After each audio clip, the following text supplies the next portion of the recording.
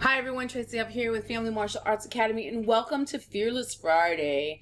And so on our Fearless Fridays, I wanted to take some ideas and concepts regarding leadership and let's put them and apply them to what we're going through right now. And this again is for me personally is overcoming failures to reach success. So while I'm recording this, we're in the middle of our pandemic, and I have attempted many pivots and they all were not successful. And I have tended to blame myself a little bit on some of these, and maybe I was too late, I was too early, I didn't do this, I didn't do that enough, I didn't do this enough, I wasn't this enough, that enough. So today I wanted to just talk about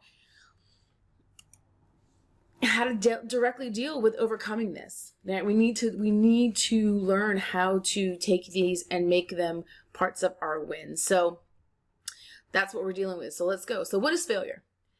The word failure is really often used to describe the situation where your desired goals were not realized at the time that you wanted them. Whatever that is, weight loss goals, professional goals, personal goals, goals for your kids, goals for your marriage, relationship goals, whatever they are, whatever it is, if you didn't get what you thought you should get at the time that you thought you should have it, then sometimes we label that with failure. Now, there could be many reasons for your goal not being realized. None of them really have to do with your value as a person. So let's break down some of the ideas behind the unhealthy views of failure and see how taking a more positive approach can really help you realize success. If you don't make, for example, if you don't make the cut for the basketball team, it doesn't make you a failure. It just simply means that under those circumstances, that particular coach didn't believe that you possessed the necessary skills to play on the particular team at that point in time. Now, one of the best or most known, I guess, quotes is Michael Jordan did not make his varsity high school team. And he's quoted as saying, "It was embarrassing not to make the team." Jordan later said he went home, locked himself in his room, and cried. But then he picked himself up and turned that cut into motivation. And he says, "Whenever I was working out and got tired and figured that I ought to quit or I was done for the day, I'd close my eyes and see that list in the locker room without my name on it. That usually got me going again." So what can we learn from that? We can learn that the pain you experience when you don't reach your goals it comes from your attachment to the outcomes. And that if you define your value and worth as a person by whether or not you made that team, got that promotion, whatever you were going for, you're setting yourself up to feel like a failure. But if you can shift your focus and to just trying your best, being your best, regardless of the outcome, it's going to help you be more confident, right? It's the same for the reason for those that value trying their best is becomes more confident, and it creates an unwavering view of yourself.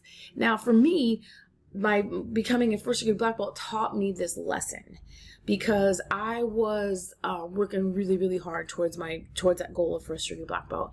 It wasn't something I realized I wanted for a long time. My instructors kind of kept pushing me to go, but when I decided I was going to do it, I did. I was in the best shape of my life. I worked out, I had lost weight, I was ready to go. And then I was practicing my board breaks for my test, and I broke my toe and fractured my foot. And I couldn't walk on it, and I couldn't work out, and I couldn't do any of these things. And then fast forward 4 months later, where I had put on weight because I was depressed, because I couldn't move, because I couldn't work out. And I had to get ready for this test. And needless to say, I was freaking out because I wasn't the same martial artist I was 4 months ago, because I hadn't been able to work out. And I only gotten cleared for my test like 1 week before I was actually supposed to take it. And I was having a big mental moment when I was practicing. And one of my good friends told me he didn't understand why I was freaking out so much. And of course, I verbally threw up on, "What do you mean? Blah, blah, blah, blah, blah, blah." And he said, "It's just the best you can do now. It's not the last time they're going to see you do these techniques. It's just the first time. And the only thing you can do is your best." And that's when the light bulb on this concept really went off for me, because he was exactly right. There were things that I could absolutely do well. And there were some things that still needed work, but it wasn't going to be the end all be all, that I could still make improvements and get myself better and get myself back where I needed to be. So keep in mind, you're not responsible for certain outcomes. COVID-19 is the perfect example of this. Who knew? Who knew that we were going to be in a pandemic? We can't change that it exists, but what we can change is how we're acting in this moment. And we can shift our focus to doing the best that we can do with what we have.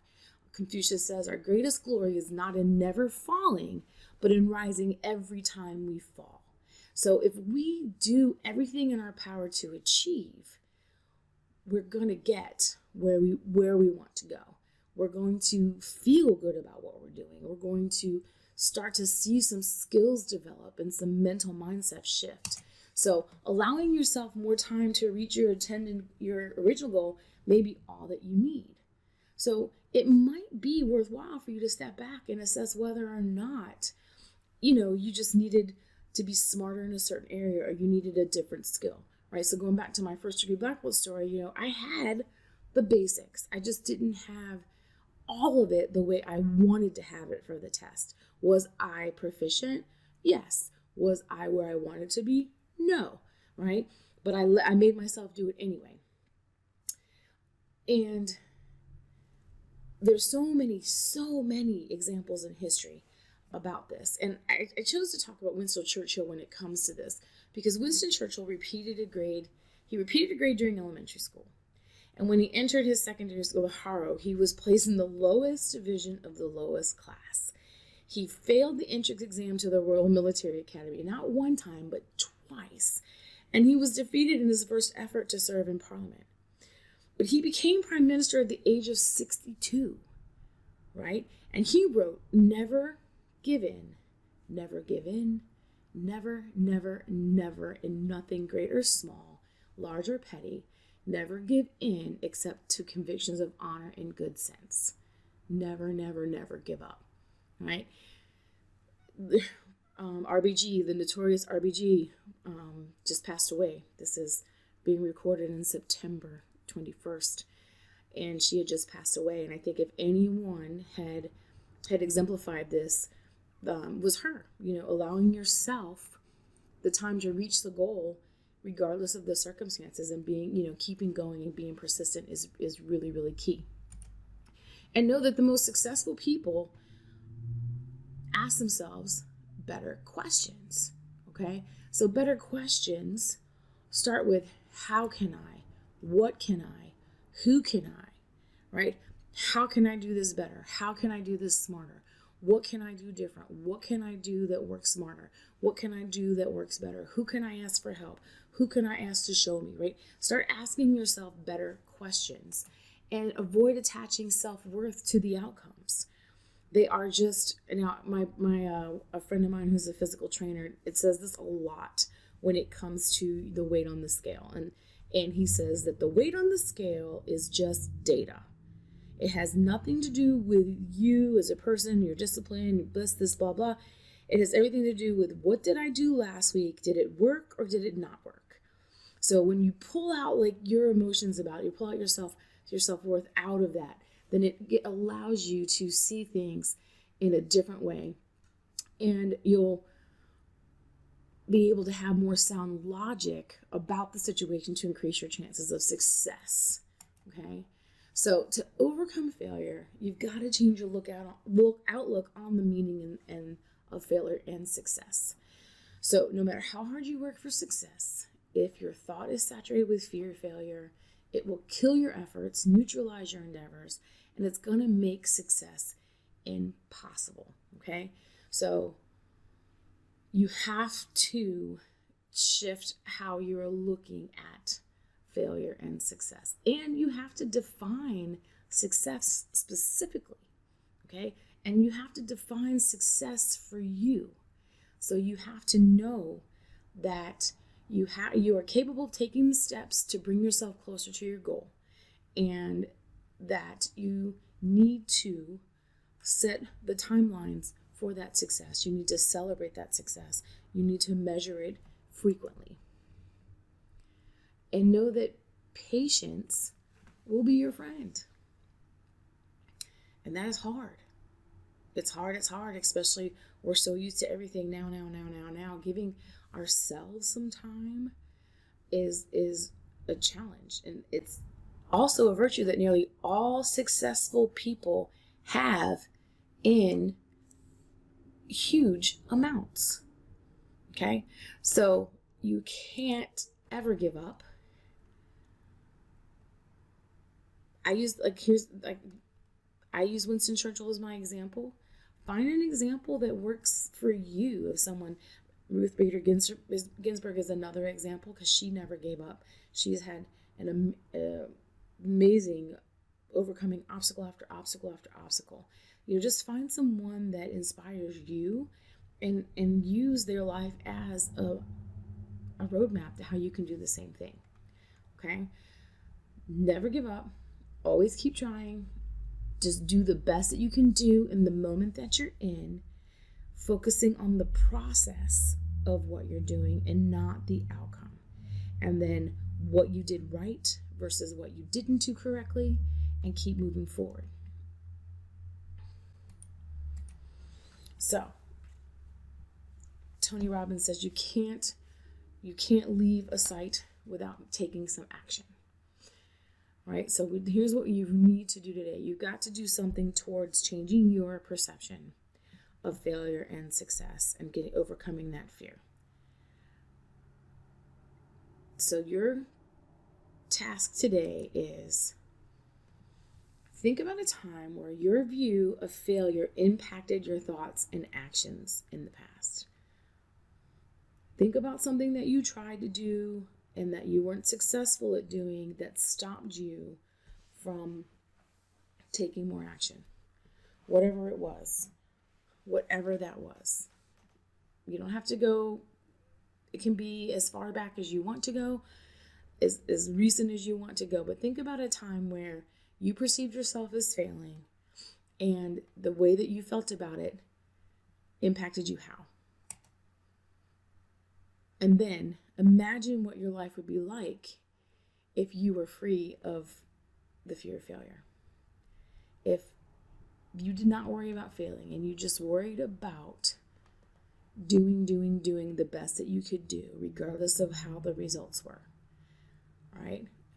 It's always fun to play the game. Like if someone had a magic wand and said, it doesn't matter what you do, you will never fail. What would you do? What would you do? All right, I put on there on the slide the quote that you didn't come this far to only come this far. Right? We've got so many more things that we can do. We live in a time where possibilities are endless.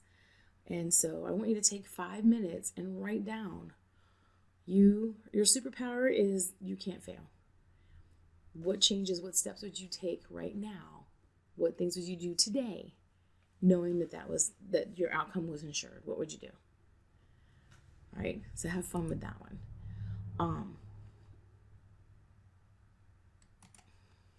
For me, I am doing the same thing. So I took some time, probably about a year and a half ago, maybe 2.5 years ago. I wanted to write this 7 mistakes every parent makes, right? Because I'm the mother of 2 boys, and I've learned a lot about myself and about raising them, and they're close grown men now, and they make me very proud. And so when I go back and I think about that time, and I was thinking about the time that as I was going through, they were in middle school and they were in high school and we were going through all those changes, and I realized some of the mistakes that I made. I wanted to write something that would help parents who are going through it right now kind of see that there is light at the end of the tunnel and they can see their way clear. And so I wrote this, but I never gave it to anyone. I wrote it, I talked about it, and then I didn't do anything with it. So my Fearless Friday is to give this to you. So I'm going to take action towards something that's on my list, because I want to get this published as a book, and I want to start giving my people value now. So my Fearless Friday action is to make it available to you. So there's the link where you guys can download it. And it's just an infographic, right? Giving you the high points of like things that most parents make the mistake of. and how not to do it, like how to make those adjustments so you can actually enjoy raising your kids and enjoy them as adults, which is something that I do get to do now. I do get to enjoy my kids as the adults, and I get to enjoy my grandbabies with my kids. So that is my Fearless Friday action. And then I'd like to say, if this was helpful to you, if this was something that helped you shift your thinking, then you might want to take a look at the full course. The full course is our Overcoming Obstacles, and it's just talking about how to overcome challenges, building your resilience, and just really focusing on becoming the best you. Okay?